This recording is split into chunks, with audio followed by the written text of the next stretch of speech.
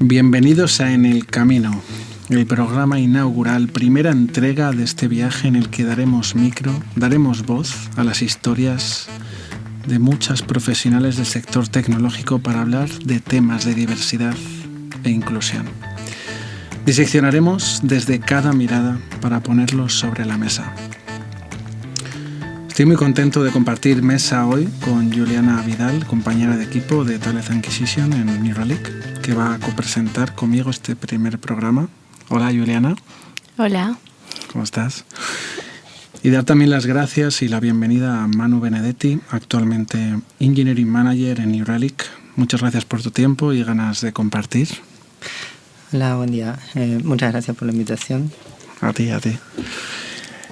Nada, me gustaría empezar un poco porque te presentases, Manu, que comentases qué razones te llevaron a entrar en New Relic.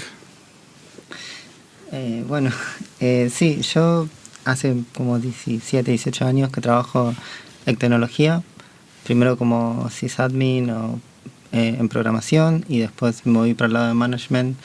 Ya hacía management previo a New Relic, pero me interesó mucho la cultura de New Relic porque al ser una empresa de Estados Unidos, es como el puesto de Engineering Manager es un puesto muy bien definido y con responsabilidades en particular, que era interesante explorar, porque por ahí en empresas más pequeñas el hecho de llevar un equipo significa hacer muchas cosas a la vez. Y la verdad, estoy hace 1 año y medio en New Relic y la verdad que aprendí un montón y los desafíos día a día siguen creciendo, entonces es interesante. Son empresas como New Relic o otras que son como líder del sector y que dan un poco más de espacio como para crecer y para hacer cosas nuevas. Uh-huh. Ahora, hoy en día se habla mucho de la diversidad e inclusión en el sector empresarial. ¿Cómo definirías tú el concepto de diversidad? Así brevemente.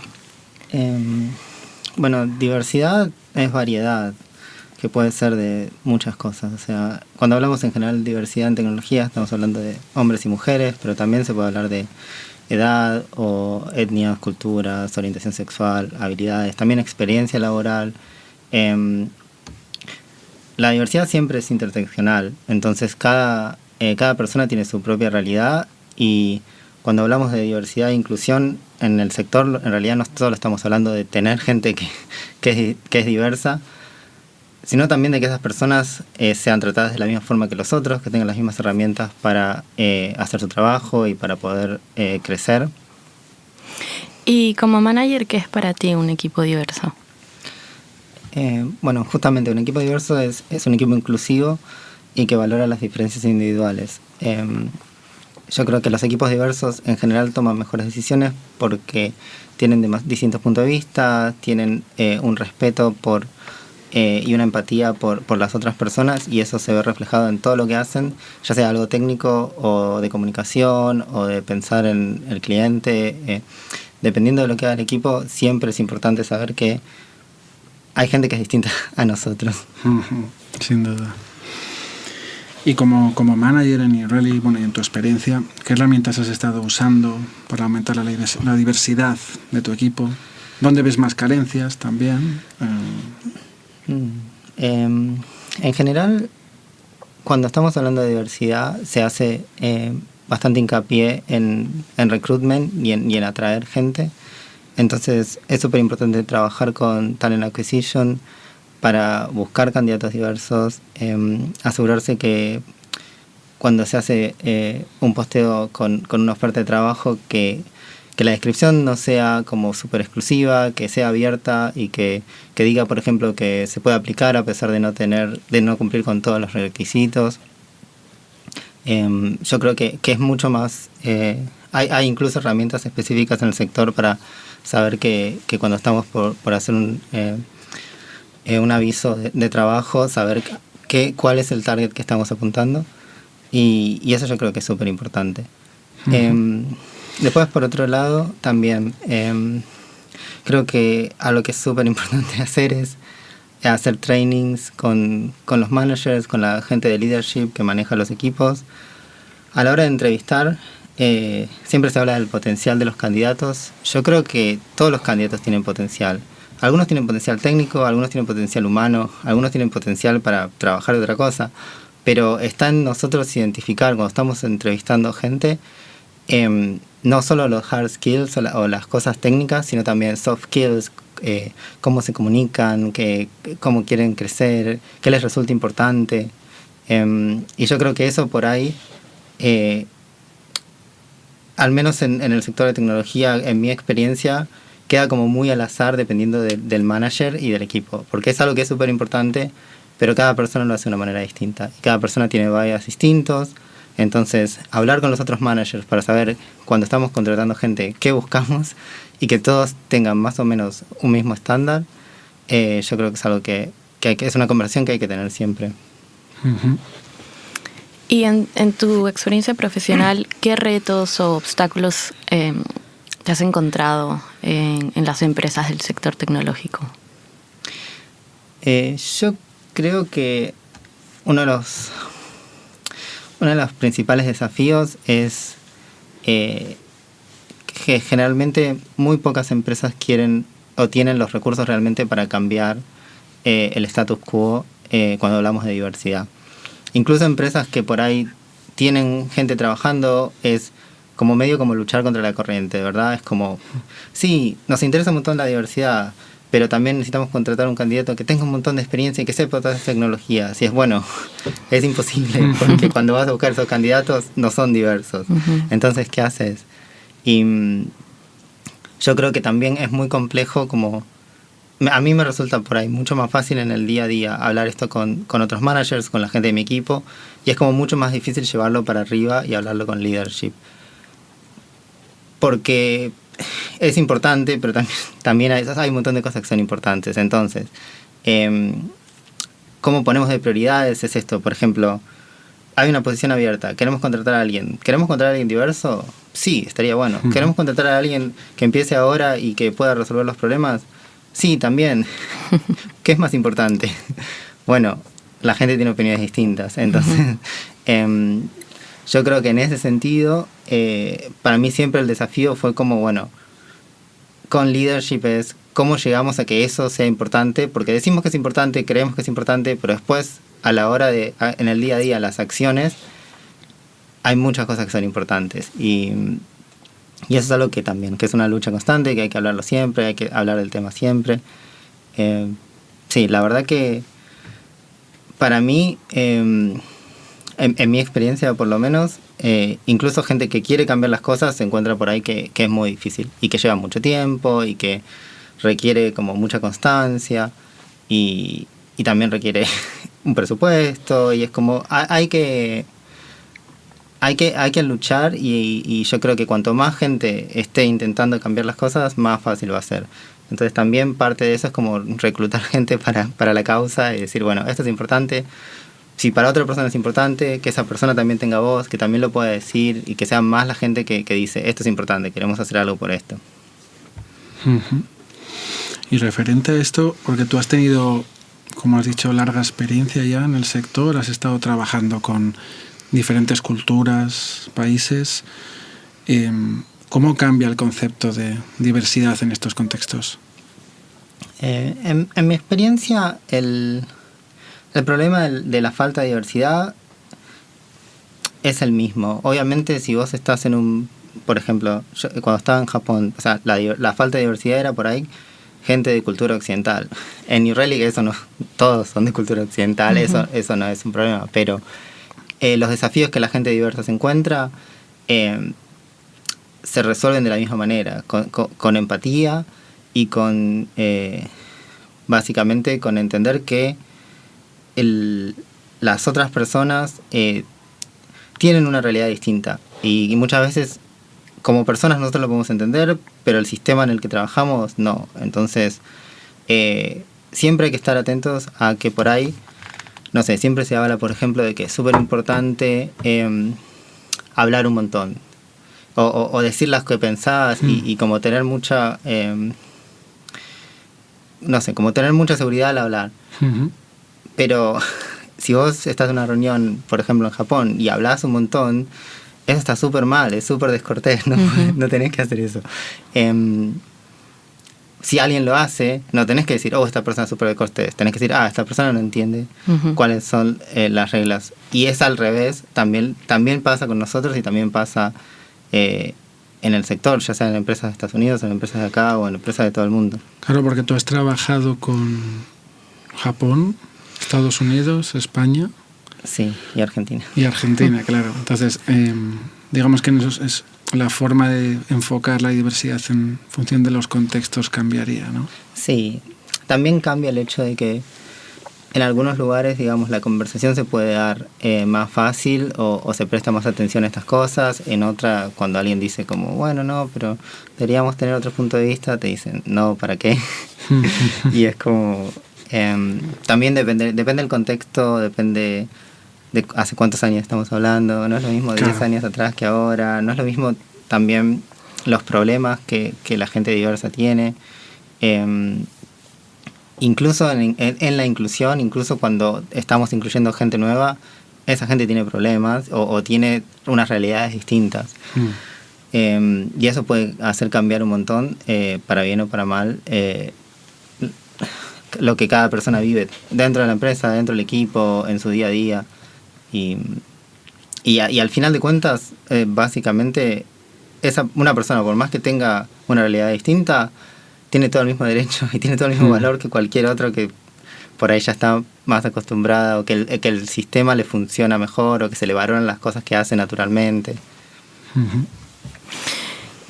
¿Por qué crees que la diversidad es importante para conseguir objetivos de negocio? ¿O por qué es importante en general? Sí, yo creo que... A ver, la diversidad es importante en todos los ámbitos, porque los humanos somos diversos, interseccionales, y todos tenemos diferentes culturas, y todas son súper válidas. Entonces, se habla mucho de que los equipos diversos tienen mejores resultados, y eso es 100% real, es verdad, porque, como decía antes, al tener gente que tiene distintos puntos de vista, por ahí tenés en cuenta más problemas, por ahí tenés una visión que por ahí termina favoreciendo un montón al producto que estás haciendo.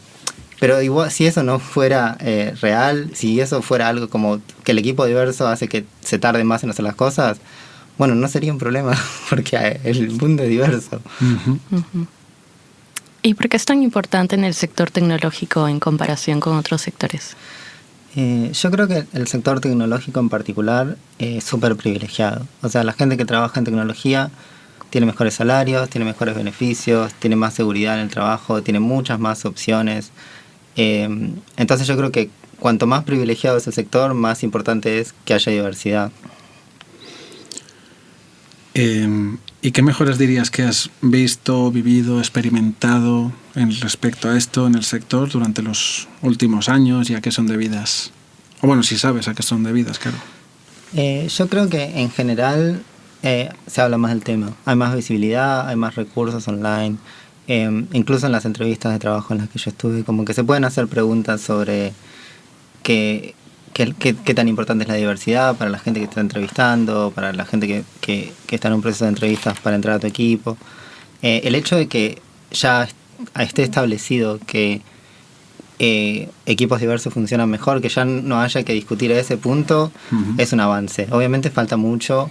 Y en general, cuando hablamos de diversidad en el sector de tech, solamente estamos hablando de que haya un poco de mujeres, un 20%. Sí, o sea, no estamos hablando de igualdad, no estamos hablando de un montón de gente diversa que por ahí no está dentro de lo binario, o que tiene muchas diferencias culturales.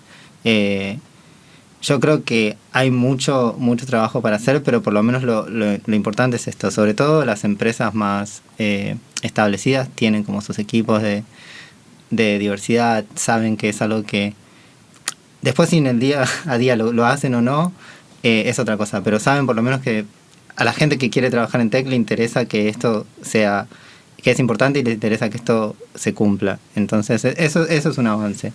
A mí me resulta más fácil también hablar del tema o decir, no sé, en nuestra empresa falta diversidad cuando hacemos tal y tal cosa, porque la misma empresa te dice que esto es importante. Si no dijeran nada, yo no podría decir nada. Y eso para mí es un cambio que pasó en los últimos, en mi experiencia personal, en los últimos 4 o 5 años. Antes de eso no había diversidad, y si preguntabas por qué, era como, ¿para qué preguntar? ¿Qué es eso, no? Bueno, y para ir acabando ya, bueno, yo creo que eres una persona muy puesta en el tema. ¿Qué recomendación darías tú a las personas que te están escuchando en relación, no sé, libros, películas, o algo que te haya cambiado la perspectiva o que quisieras recomendar? Es una pregunta difícil porque diversidad son un montón de cosas. Entonces, para mí en general hablar del tema es tener mucha curiosidad. Hay un montón de artículos para leer, podcasts, hay cursos que se pueden hacer. Este podcast también. Algún día alguien va a recomendar este podcast. ¿Sí? Claro. Personalmente, o sea, cosas que por ejemplo a mí me sirvieron mucho.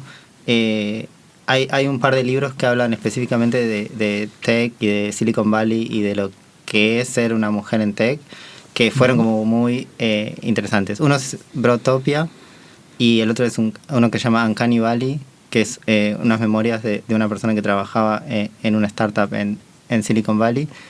Y me sirvió como para, primero, entender básicamente dos cosas. Primero que por ahí las experiencias que la gente tiene son similares y no es algo como, bueno, es culpa mía que no me escuchan cuando hablo. Es como, bueno, no es culpa mía. Por un lado eso, y por otro lado también es como entender un poco el sistema. Yo creo que las empresas de tecnología, sobre todo las empresas de Estados Unidos o internacionales, pero basadas en esta cultura de Silicon Valley, startups, qué sé yo, fueron armadas desde una situación de poder, de gente que de golpe tiene un montón de influencia, de golpe tiene un montón de dinero y no quieren que eso cambie mucho. Entonces las estructuras de poder que se armaron dentro de la empresa responden a lo que cierta gente tenía afuera. Esa cierta gente no era muy diversa. Claro. Y entonces es como, bueno, a mí me sirvió para entender que hay que luchar contra un sistema y si bien todo lo que vos lees cuando estás hablando de diversidad, de qué puedes hacer y de impostor syndrome, siempre el mensaje es como, bueno, vos podés cambiar las cosas. Si vos, no sé, hablas más fuerte, te van a escuchar. Si vos, y es como, bueno, no, muchas veces a los problemas sistémicos no se pueden resolver una sola persona y no lo puede resolver, la falta de diversidad no lo resuelve la gente diversa. Y entonces estos dos libros en particular son bastante, a veces te hacen reír, a veces te hacen enojar, pero la verdad que a mí, para alguien que trabaja ahora en una empresa de este estilo de Estados Unidos, sirvieron un montón. Brotopia y Uncanny Valley. Y después el otro que también del mismo estilo que puedo recomendar, que es un poco más gracioso, que es de comedia, que se llama How to be Successful Without Hurting My Feelings. Cómo tener éxito sin lastimar los sentimientos de los hombres. Me gusta el título, me gusta. Que también es muy divertido. Vale, pues bueno, muchas gracias, Manu. Antes de terminar con este excelente primer programa que estamos haciendo, te quería preguntar, porque bueno, la idea es ir convocando otras profesionales del sector y un poco a modo de interacción entre un programa y otro, nos gustaría que nos dejases una pregunta para la próxima invitada. Sí, primero muchas gracias por invitarme. Espero que haya muchos programas más. Voy a volver para la 4ª temporada más o menos. Un cliffhanger. Sí. Y yo creo que para la próxima invitada, no sé, una pregunta que por ahí da como un poco más a discusión, o a mí me gusta también como, por ejemplo, imaginar cómo sería el futuro ideal o cómo se verían las cosas en una empresa o en un equipo en el que todos sean diversos, que todos estos problemas que tenemos que resolver y que estamos luchando por resolver ya no sean un problema. Entonces, claro, ¿cómo sería el entorno ideal para crecer en una empresa de tecnología? Vale, pues dejamos esa pregunta para la próxima invitada. Y sin más, nos despedimos en este primer programa de En el Camino. Muchas gracias, Juliana Vidal, por acompañarnos. Gracias. Manu, muchísimas gracias, de verdad, por tu tiempo. Muchas Esperamos verte en la 4ª temporada, esto es como Los Soprano. Sí. Y nada, hasta la próxima.